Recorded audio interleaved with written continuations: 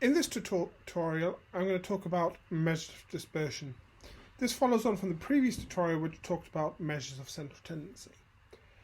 So far you've learned about the center of the data, but obviously a lot happens at the edges as well. So what we want to know about our data is not just what happens in the center, but how data is dispersed. So in this particular tutorial, I'm going to talk about how those measures that will help you understand how your data is dispersed. It is worth pointing out that the measures of dispersion only apply to continuous data and that you shouldn't be using them for ordinal or normal data at all. The first one, and a pretty simple one, is really minimum, maximum, and range. So if you've got any variable, any continuous variable, in the example on the slides you can see age, it can be anything, weight, height, speed, extremism score, whatever that might be.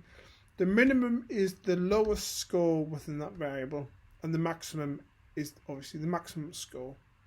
And they tell you about how far your data is spread. So in this particular one, we see that the youngest person in this particular data set is 23, and the oldest is 66. The range tells us the difference between those two. So the difference between the maximum and the minimum. And in this particular case, the age difference between the oldest and youngest person is 42 years. These are very basic measures of dispersion that tell you how your data is dispersed. But they are useful tools to know about your data, so then you can sort of explore, well, why did you not have anybody above a certain value or below? Did you need them? And so on and so forth. The next thing that really can come in quite handy is quartiles. What quartiles do is they divide your data into 4 equal parts, and each quartile has 25% of the values. The median obviously is the middle point. The median divides it into the bottom 50% and the top 50%, and then that's split again by the bottom and the top quartile. Quartiles can be useful because they tell you about spread across the range. They can also be useful to create, let's say, categorical variables if you need to. So just overall quite a useful tool to have and knowledge to have about a particular variable. To add to the quartiles, we also have something called the inter-quartile range, and that really is the difference between quartile 3 and 1, or so the bottom and the top quartile. But essentially the inter-quartile range represents your middle 50% of the data, and then you have your other 25 top and bottom ends outside that range. This type of data is really well presented in a box plot, with the box representing the interquartile range and the whiskers, the lines with the little bits at the end, representing the minimum and maximum, and the black line in the box representing the median. Quite nice representation, if you know, and it helps you understand sort of where the majority of your data should be within that box, 50%, and what your maximum and your minimum is. Now, one of the things that you will come across again and again is something called the normal distribution. And in statistics, it's used for a lot of statistic tests throughout the rest of the course, the normal distribution. And it's that bell-shaped distribution in the middle, where it says symmetrical distribution. And what's interesting about that particular distribution is that it has the mode and median, they are all the same value. Now, most distributions that you will collect in your research will not necessarily be absolutely normally distributed, but theoretically, the more data you collect, the more normally distributed your data will look. Now, on the left, you see a distribution that is positively skewed, and on the right, you will see distribution that is negatively skewed. You will come across those distributions quite frequently because, like I say, not in the smaller your data is, the more skewed your data can be. When your data is skewed, the mean, median, mode follow certain patterns. So if you can see on the left, if it's positively skewed, your median will be to the left of the mean and the mode will be to the left of the median.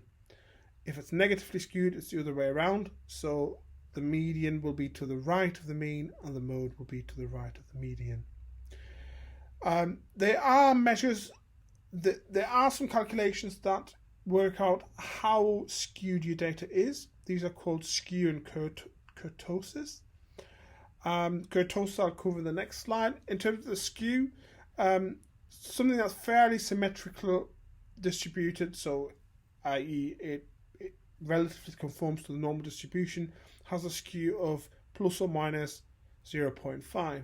If it's between plus or minus 0.5 and 1, it's moderately skewed, and if it's plus or minus 1, it's highly skewed. So it really doesn't conform with the normal distribution at all. Let's have a look at the kurtosis for 1 second. So the kurtosis essentially tells you how peaked or how flat your distribution is. So sometimes, I guess, your center, you might have more and more stuff clustered around the center, the median. There are names for these that I can hardly pronounce, as you can see on the slides. But so it tells you about how flat or how tall your data is distributed. And again, if you get a value of plus 1 or minus 1, that tells you that your peak is too flat or too tall. Skew and kurtosis are really easy values to get. They're telling you about your distribution. You are really not going to use them that often, but you can present them when you present you can present that alongside your descriptive statistics. As we go along, you will learn that actually you just do a test, that test for normality, and it tells you whether normality is met or not. If it is, you can do certain tests. If they're not, you can't do certain tests. But these also give an indication of how far away from a normal distribution your data is. Now, I want to talk about the normal distribution a little bit further, because they give you two more descriptive statistics, the standard deviation and the variance. And the standard deviation you will use quite a lot.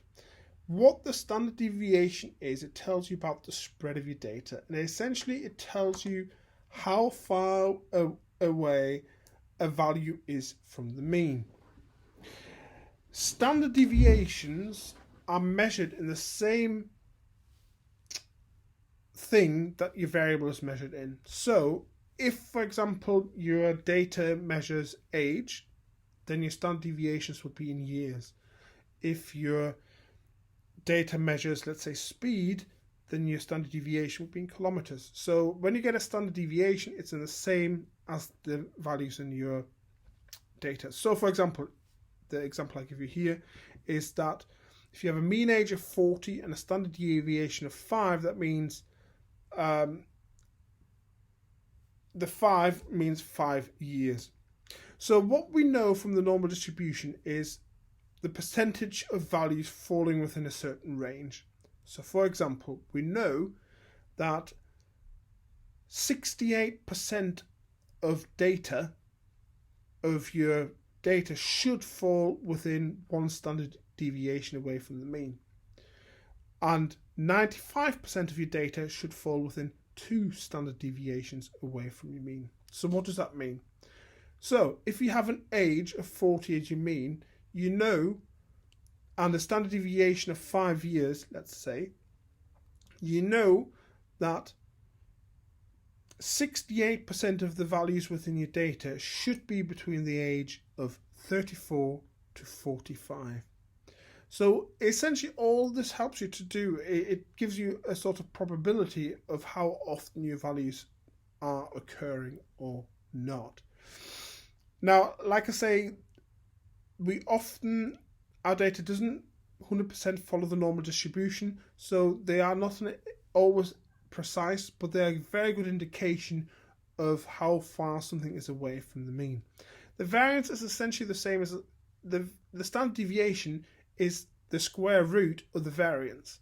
Now, you don't have to worry about it, but I guess the standard deviation, like I said, is measured in the same type as your variable, whereas the variance is just a number that goes up and up and up. So the bigger your variance number is, the more widely it's dispersed. You can report the variance, and sometimes you get the variance with some of the statistical tests, but actually, if you stick with your standard deviations, then you'll be fine. I just want to talk about graphs for a second because they help us understand the distribution of your data as well. So in this particular image, you see a histogram and a density plot. These are two really nice ways of displaying the distribution of your data. Again, the strain score in these two pictures, for example, looks like, in terms of its peak, that it's quite peaked, so it would have a high kurtosis rate, and it doesn't conform to the normal distribution. Another one, and I've introduced you to these already, is a box plot. So again, I've displayed the data exactly the same way. The box represents 50% of the observations, the line represents the median, and in this particular case, the black dot, the mean. And then you can have whisker plots. You can see the maximum and the minimum. You can have it with data scatter or no data scatter. That's really up to your preference and what you prefer. In terms of charts, bar charts, you can use them to talk about how your data is represented. Bar charts do allow you to represent your data, ordinal and nominal data.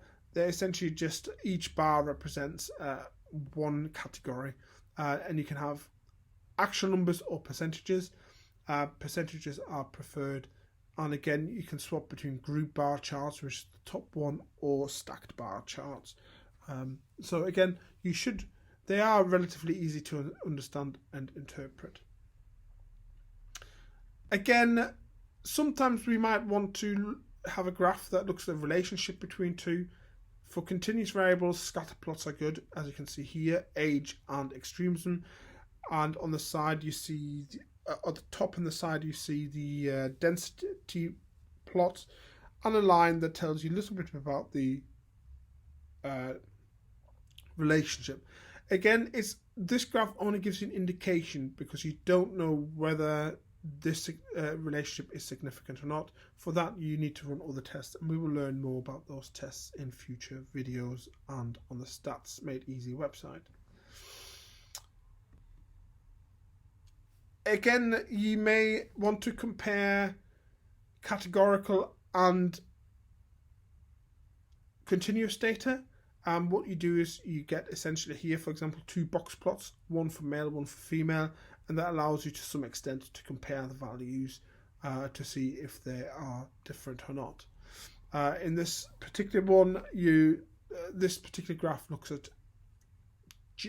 females and racism, and you can see there is some overlap between the middle 50%, but they do look to be slightly different.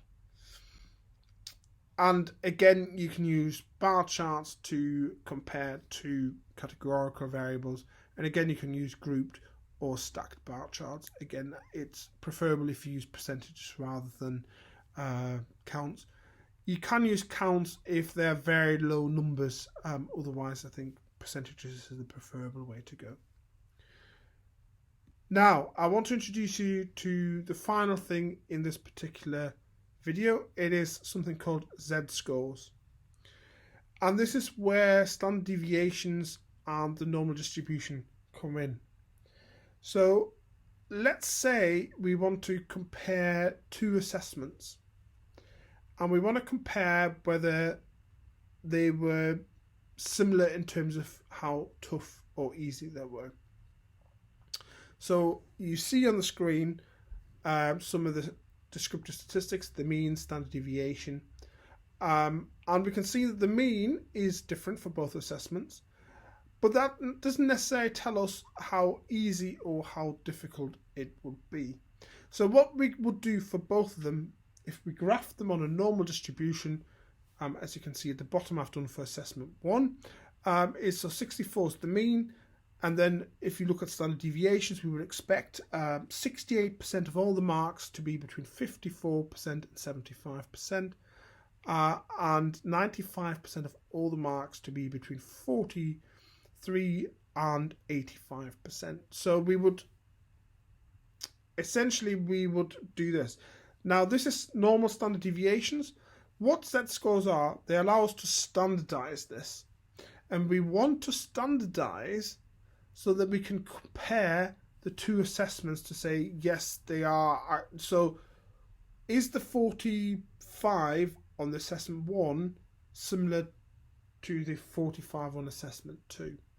So what we do is we standardize it and we turn them into something called z-scores, and that z-scores literally just convert the normal numbers, so age, into standard deviations. So the mean, so 64.6%, becomes 0, and one standard deviation away from the mean, so below the mean, for example, 54 becomes minus 1 standard deviation, 75 becomes 1 standard deviation above the mean.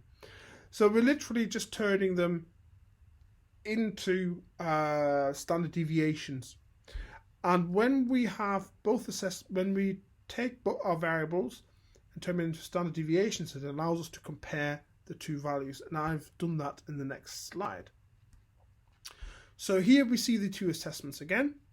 On the left we see the assessment, the 2020 assessment, and there we see, for example, the mean was 64%, and the chance of getting a mark of 45 or below is there's a 3.2% chance that you get a mark of a 45 or below. So it's quite difficult in this particular assessment to get a low mark. Now let's compare that to the other, and let's compare again. Do we want to see what the mark of 45 would be like? And in this particular one, we can see that the probability of getting a mark of 45 and below is 38%. So we can clearly see that there is a difference between the two, and we can do that because we've standardized the marks using z-scores. So the z-score, essentially, we take the z-score and we can look up on a table what the percentage is of getting that score, or higher or lower. The computer does that for you, so it's not complicated. But so the z-scores turn your normal data into standard deviations, which we call z-scores, and that allows you to compare your variables.